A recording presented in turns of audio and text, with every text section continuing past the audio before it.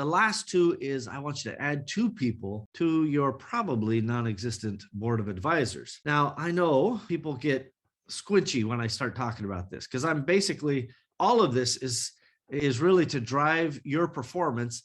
And by joining the challenge in a public way, it increases your accountability, right? We're kind of going to publicly be aware that you made this commitment. And from time to time, we'll check in with you. This board of advisors, as an example, means you're, again, further opening yourself up for external scrutiny. That's okay.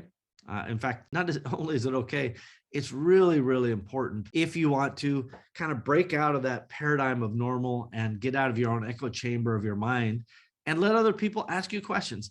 By the way, just because they come from the outside doesn't mean their questions are good, right? I've had board of directors, which board of directors and board of advisors slightly different. Both functionally have a similar thing, but there are some fiduciary duties a board of directors would have that a board of advisors is not quite the same.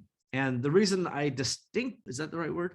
I'm distinct about these differences is because a board of directors having those fiduciary duties and so forth, that's a larger commitment on the person you're asking for help. You should also probably get D&O insurance, directors and officers insurance, to prevent any liability from trickling to them. And I think it's probably a little too formalized for most of the Awesomers audience out there. So just get a couple people to be on your board of advisors, throw them a Scooby snack, show some value depending on what you're asking them in terms of frequency of meetings or commitments, if they're taking on a committee, or hey, we really could use your help to solve this problem, and they take on a responsibility. But you shouldn't value people at zero. That's not the value of people. And it's also not the same as, oh, I'll buy you a beer, or I'll buy you a 6-pack.